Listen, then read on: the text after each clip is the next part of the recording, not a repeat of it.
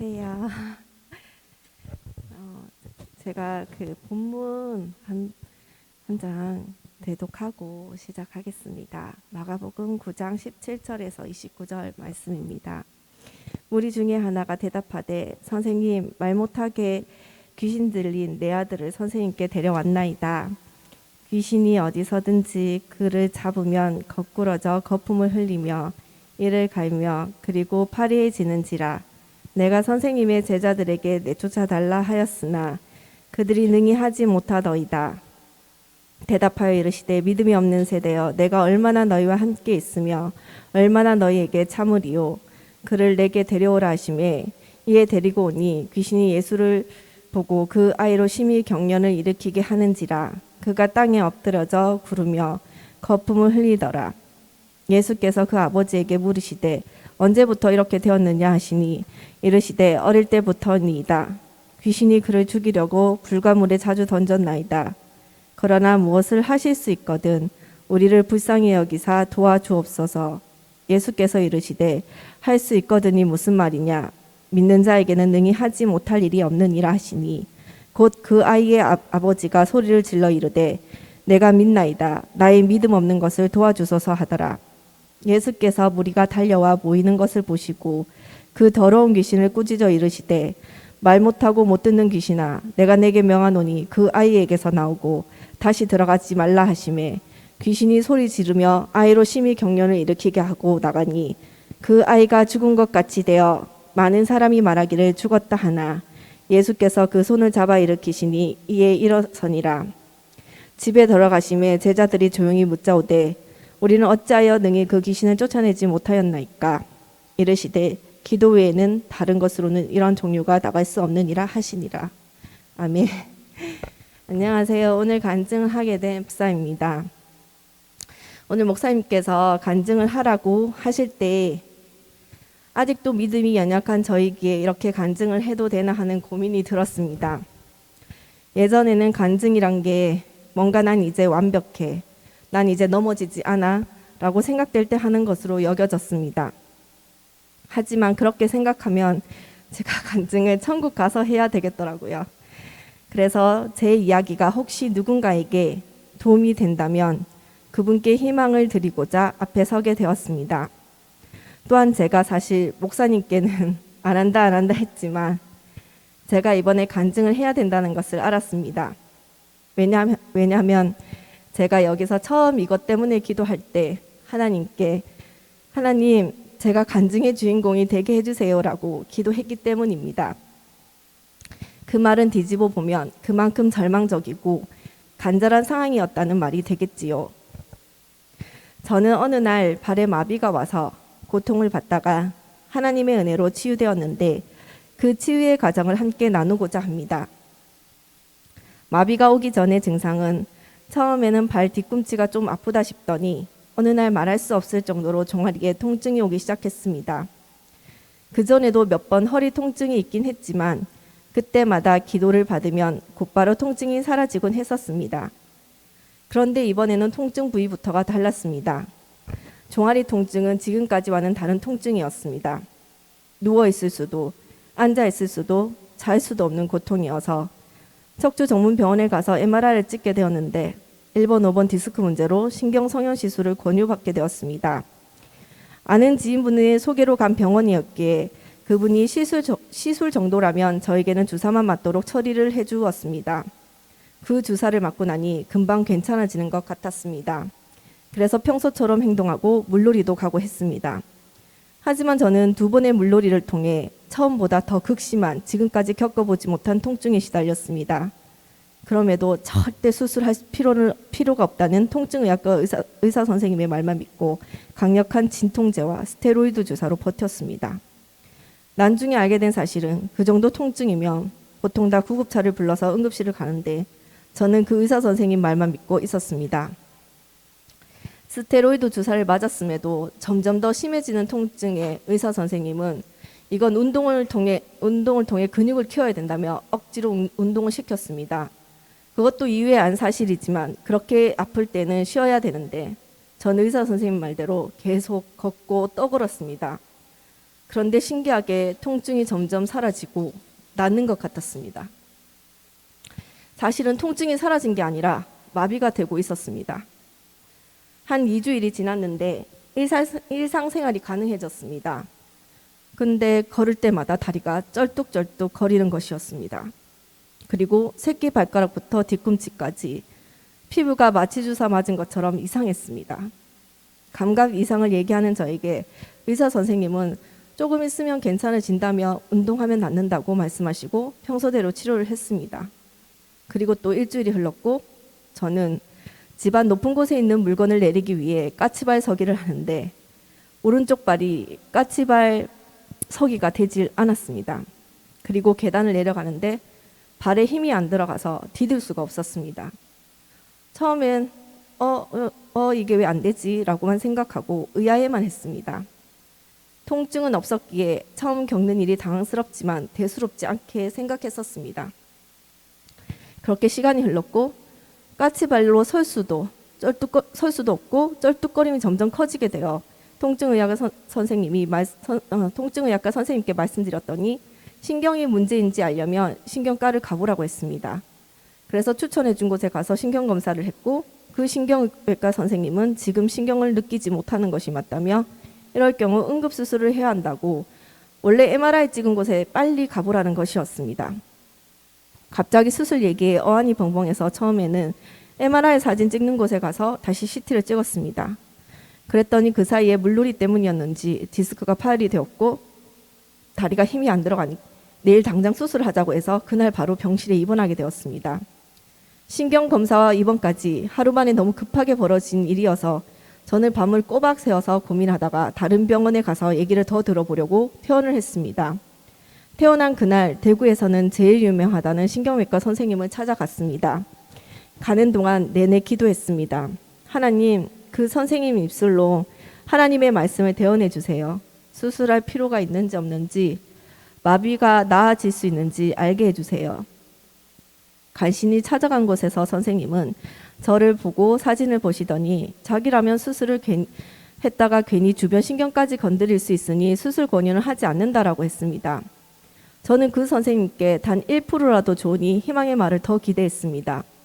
앞으로 나아지는 방향의 말을 간절히 듣고 싶었지만 그 선생님의 대답은 그것이 다였습니다. 분명 수술은 안 해도 된다는 말이어서 기도응답으로 기쁨으로 받았지만 믿음이 없던 저는 곧 불안한 마음이 생기기 시작했습니다. 집에 온 이후 까치발로 버티기만 안 되는 게 아니라 까치발 서기, 즉 뒤꿈치 들어올리기가 아예 안 되는 것을 알았습니다. 살면서 발 뒤꿈치를 들어올리기가 안 된다고 한 번도 생각해 본 적이 없는데 제 발은 뒤꿈치 들어올리기가 어떻게 하는지 처음부터 몰랐던 것처럼 제자리에 머물러만 있었습니다.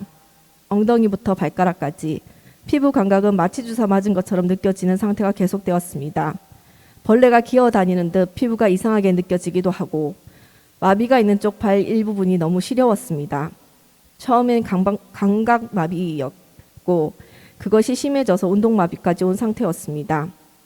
여러 자료를 통해 마비가 신경이 손상되었다는 신호이고 신경은 한번 손상되어 죽으면 원래대로 돌아오도록 하는 방법이 현대의학으로는 아직 없다는 것을 알게 되었습니다. 그제서야 빨리 수술하자던 의사 선생님의 말을 떠올랐습니다. 수술을 권유했던 선생님은 의학책에는 마비가 왔을 때 원래처럼 돌아오려면 하루 이틀 만에 수술해도 75%, 그 이후에는 50%고 시간이 늦어질수록 돌아올 확률이 더욱 떨어진다. 지금 이 마비가 언제 온지도 알 수 없기 때문에 당장 수술을 해도 돌아올까 말까 하는 상황이다. 그러니 되도록 빨리 수술하는 것이 맞다고 하셨었습니다. 설상가상 수술은 절대 할 필요가 없다던 통증의학과 선생님도 자기가 알아보니 제 상태는 평생 장애를 안고 살아갈 수 있다며 수술을 권유하기 시작했습니다. 그때부터 내 신경이 죽었다는 두려움으로 병원을 알아보기 시작했고 유명하다는 의사 선생님을 만나기 시작했습니다. 의사 선생님은 이런 경우 일부 마비라 했습니다. 하지만 어느 누구도 제 다리를 보고 수술 외에 나을 수 있는 방법을 말해주는 이가 없었습니다. 또한 그 수술도 위험 감수가 많고 확률적으로 원래대로 돌아올지 불투명한 상황이니 그걸 감수하려면 제가 선택해야 된다는 것이었습니다. 어떤 선생님은 저보다 마비 증상이 심각한 분들도 많으니 이 정도 일부 마비는 그냥 안고 살아가라는 식이었습니다. 평생 장애인으로 살아가야 된다는 생각에 우울한 감정까지 들었습니다. 저는 목사님께 제 상황을 얘기했습니다. 믿음이 없던 저는 괜찮다고 하시는 말씀에도 전화통을 붙들고 울고 또 울었습니다. 목사님은 위험을 감수하고라도 확률이 떨어지는 수술을 할지 믿음으로 기도하며 돌파할지 계속 마음이 바뀌는 저에게 어떠한 선택이라도 해야지 하나님도 일하실 수 있다고 말씀하셨습니다. 그때 기분이 마치 요단강 앞에 서서 믿음으로 건너야 하는 상황 같게 느껴졌습니다. 조금이라도 어떠한 증표라도 보여주시면 좋겠는데 왜 하나님은 넘실대는 요단강 앞에서 나보고 믿음으로 발을 내밀어 바라고 하시는 건가 싶어 하나님이 너무 야속하게 느껴졌습니다. 그래서 목사님께 하나님은 왜 이런 선택을 하라시는 건지 너무 힘들다고 말하며 절규를 했었습니다. 매일 매순간 발 상태를 점검하고 억지로 발을 세워보려 하였습니다. 그럴 때마다 전혀 돌아올 가망이 없는 발을 보며 절망의 늪에 더 깊이 빠져들었습니다. 수술만이 답일 것 같다는 생각이 드니 빨리 수술을 해서 내 상태를 바로 정상으로 되돌리고 싶은 생각에 숨이 막힐 지경이었습니다. 그런 저에게 이모가 서울의 의사 선생님은 먼 거리를 왔기 때문에 상태를 보고 수술 여부를 명확하게 얘기해 준다는 말을 해주었고 저는 서울 아산병원에 진료를 받게 되었습니다. 그때까지도 의사가 현재 내 인생의 최대의 문제에 답을 지고 있는 존재로 생각되어졌고 신락 같은 희망을 걸고 진료를 신청했습니다. 의사는 저를 보더니 수술할 상황인지 자료가 명확하지 않으니 모르겠다. 오히려 점차 더 심각해질 수도 있다고 한 번 더 MRI를 찍어 오라는 것이었습니다. 신경수술은 하루가 더 촉박한 이 상황에 어떤 것도 명확하게 답해주지 않는 의사를 보며 그제서야 저는 하나님께서는 믿음으로 선택하고 결단하기를 원하신다는 것을 인정하게 되었습니다. 그래서 병원을 다녀온 첫 주일날 예배를 드릴 때 하나님께서는 성령님을 통해 넌 이미 나았다라고 말씀하시며 나의 발을 사슴과 같게 하사 나로 나의 높은 곳으로 다니게 하시리로라는 말씀 구절을 주셨습니다. 하지만 저는 그때도 믿음으로 취하지 못했습니다. 사실 저는 아가씨 때부터 허리가 좋지 않으면 목사님께 기도를 받아 금방 낫고 첫 애를 임신해서도 애가 한쪽으로 몰려있어 삐딱하게 걸어왔다가 기도 후에는 반듯하게 걸어 나가서 목사님이 절 보면 항상 기도빨이 잘 받는다며 얘기하시곤 하는 성도였습니다. 그런데 그날은 목사님께 기도를 받을 때 도무지 기도가 저한테 들어오지 않았습니다. 목사님께서 다리를 붙잡고 기도를 해주시는데 저는 가슴이 터질 것 같았습니다. 머릿속으로 어떠한 공격이 계속 들어오는 것이 느껴져 다리 기도가 집중이 되지 않았습니다. 그런 절 보시고 목사님은 축사 기도를 해주셨습니다. 누구냐고 물었을 때 제 안에 떠오르는 대답은 두려움이었습니다. 언제 들어왔는지 묻는 질문에 또 제 안에 떠오르는 대답은 어릴 때 교회 동생이 장난을 쳐서 저를 높은 곳에서 밀쳤을 때 제가 놀랐을 때라는 것이었습니다. 그 두려움을 예수님의 이름으로 쫓아내었습니다. 그리고 다시 치유 기도를 하려는 순간 제 안에 아직도 절 붙잡는 존재가 있다는 것을 느꼈습니다. 목사님은 다시 그 존재에 대해 물었고 언제 들어왔는지 물었는데 그 존재는 나의 엄마에게도 있었던 것이라 했습니다. 진정 엄마에게 들어갔던 똑같은 나이에 상처를 통해 나에게도 들어왔다고 했습니다. 나가라고 하니 너무 오래 있어서 못 나간다 하다가 저의 첫째 아이에게 간다, 둘째 아이에게 간다 협박을 했습니다. 그래서 그 모든 것을 차단하고 예수님의 이름으로 축사하였습니다. 또한 그동안 의사들이 나에게 한 말, 수술해도 낫지 못할 수도 있다는 말, 더 안 좋아질 거라는 말을 무효화시켰습니다. 그 후 다리에 감각 이상을 기도를 하니 이번에는 기도가 들어가는 게 느껴졌습니다. 감각이 이상한 부분, 허벅지부터 마취 주사 맞은 것 같은 기분이 점차 풀리는 것이 느껴졌습니다. 집으로 돌아와 계속 까치발 서기를 해보니 약간씩 힘이 들어가는 것 같아 버티는 듯하다. 다시 의심이 들 때면 넘어지기를 반복하였습니다. 발 들어 올리기를 연습하며 저는 남편에게 그런 말을 했었습니다. 이 발이 나으면 나 죽었다 다시 살아나는 거야. 내 발이 지금 이렇게 신경이 죽어서 아무것도 안 되다가 들어올려지는 거니까 죽었다가 살아나는 거지라고 말입니다. 그리고 다음 기도회에서 기도를 받는데 또 가슴이 터질 듯해 치유 기도가 되지 않았습니다. 이번에는 내적 맹세였습니다. 내적 맹세로 인해 열린 통로로 들어갔고 나갈 때는 제 고통을 보며 그동안 놀기 좋았다며 말해 저를 분노케 했습니다. 하지만 결국은 축사로 나갈 수밖에 없는 존재들이었습니다. 그리고 기도를 하는데 전보다 조금 더 치유의 불이 느껴졌습니다. 세 번째로 주일날 기도를 다시 받았습니다. 이번에도 가슴이 터질 것 같았습니다. 그리고 다시 축사 기도를 했는데 그동안 제가 완벽하게 서지 못했던 이유를 깨닫게 되었습니다. 목사님이 기도를 하시고 나서 서서 걸어보세요 라고 하는 그 순간, 그 짧은 찰나에 제 머릿속에서 될까? 되겠어? 하는 의심이 들어온 것을 알게 되었습니다. 그래서 그동안 되는 것 같다가 다시 서지 못했다는 것을 알았습니다. 내 믿음을 사용해야 된다는 것을 알았습니다. 그때부터 하나님께 믿음을 달라고 기도했습니다. 하나님은 저에게 다리가 서나 안 서나 하는 생각에서 자유하라는 감동을 주셨습니다. 그래서 매일 발에만 집착했던 저는 더 이상 발에만 집중하지 않고 일상생활을 해나갔습니다. 그렇게 기도를 받은 지 3번 만에 60에서 70% 이상 다리가 나았습니다. 절대 될 것 같지 않던 뒤꿈치 들기도 조금씩 되면서 매일 장애에 대한 두려움에 떨던 저는 매일이 하나님께 감사를 올려드리게 되었습니다. 그렇게 서울 아산병원을 다녀온 지 2주 만에 완벽하게 뒤꿈치까지 들어 올려지게 되었습니다.